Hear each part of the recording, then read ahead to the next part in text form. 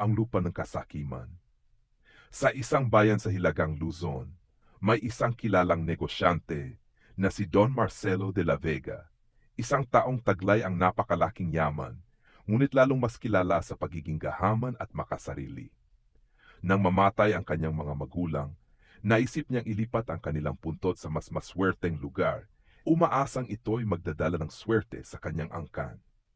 Kumuha siya ng isang bantog na albularyo ng Feng Shui mula sa Maynila upang hanapin ang lupang may espiritong masagana.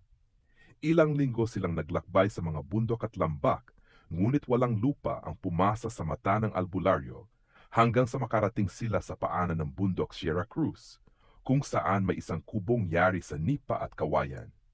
Tumigil ang albularyo, sabi kang tinig. Don Marcelo, ang lupaing ito'y may daloy ng hangin, tubig, at enerhiya na bihira kong makita. Ito ang lugar na hinahanap natin. Tumingin si Don Marcelo sa paligid. Maganda nga ang tanawin. Tahimik, malamig at tila may kapayapaan.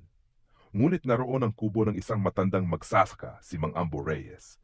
Nagpadala si Don Marcelo ng tauhan upang bilhin ang lupa. Ngunit bumalik ang tauhan na may lungkot sa mukha.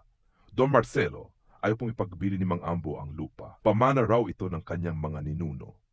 Napaisip si Don Marcelo, ngunit bigla ang kanyang kanang kamay si Senyor Enrique ay lumapit. Don Marcelo, hayaan niyo po akong subukan. May iba tayong paraan. Pumunta si Enrique sa kubo at pinakita ng pakikisama si Mang Ambo. Ngunit hindi nagbago ang desisyon ng matanda. Habang sila'y nag-uusap, lumabas mula sa loob ang anak ng matanda, si Luz Viminda, isang dalagang 16 na taong gulang, maamo ang mukha at may matang puno ng kabaitan. Napansin ito ni Enrique.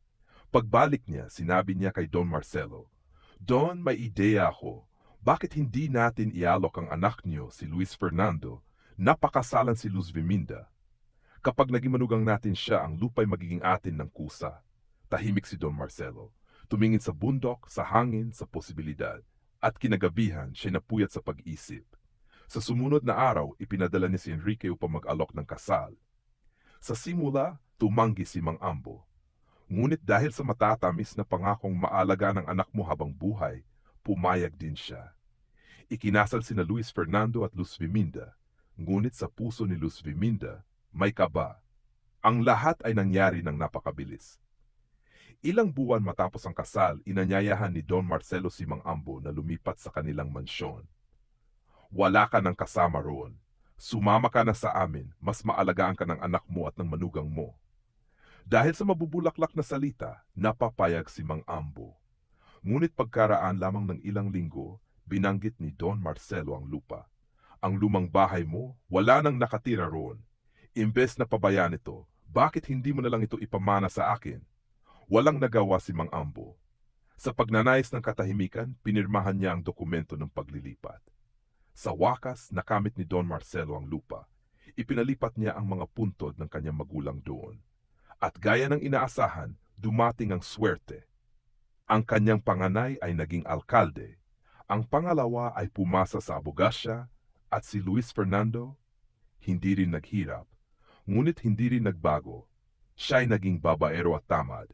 Pagkalipas ng ilang buwan, inuwi ni Luis Fernando ang isang babaeng kabit, si Clarita, isang mananayaw mula sa Maynila.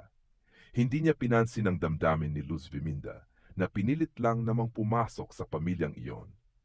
Sinubukan ni Luz Viminda magreklamo ngunit sinabihan siya ni Luis, Isa ka lang anak ng magsasaka, walang karapatang magsalita. Nagpunta siya sa tiyahin ni Luis Fernando upang humingi ng tulong, ngunit maring sagot ng matanda. Kung hindi dahil sa lupa ng ama mo, hindi ka kailanman magiging bahagi ng pamilyang ito. Dumating ang araw na si Don Marcelo mismo ang nag-utos na palayasin si Luz Viminda. Wala siyang dalang anuman kahit ang mga alahas na bigay ng asawa ay kinuha. Nagbalik silang mag-ama sa paanan ng bundok. Ngunit ang kanilang bahay ngayon ay puntod ng mga yumaong de la Vega. Dahil sa pagod at gutom, hinimatay si Mang Ambo sa harap ng puntod. Sa kabutihang palad, napadaan si Kainigo, isang mangangaso na dating pamilyar sa kanila. Dinala niya sila sa bahay nila at inalagaan. Makalipas ang ilang taon, nabalitaan ng bayan na si Don Marcelo ay nawala ng lahat. Isang bagyo ang dumaan at winasak ang libingan. Natagpuan ang isang bato sa ilalim ng nitso na may nakasulat, Masakim. Isa-isang bumagsak ang kapalaran ng pamilya. Ang alkalde nakasuhan ng pandarambong, ang abogado'y nabaliw, at si Luis Fernando ay nabaldado sa pagkahulog sa kabayo. Unti-unti, naibenta ang lahat ng ari-arian. Sa huli, ang kanilang mga lupa ay kinumpiska ng pamahalaan dahil sa hindi pagbabayad ng buwis. Sa kanyang huling mga araw, si Don Marcelo ay nanatiling mag-isa sa isang lumang bahay, namumutla, puno ng pagsisisi. Tinanong siya ng isang bisita, bakit kaya bumagsak agad ang pamilyang De la Vega? Sumagot ang isang monghe na nasa tabi, ang kasamaan, may kapalit. Baka hindi ngayon. Pero tiyak na darating. Ang langit ay hindi nakakalimot. Aral ng kwento. Ang kayamanang galing sa kasakiman ay hindi kailanman tatagal. Ngunit kabutihang galing sa puso, may gantimpala. Kahit gaano katagal ang paghihintay.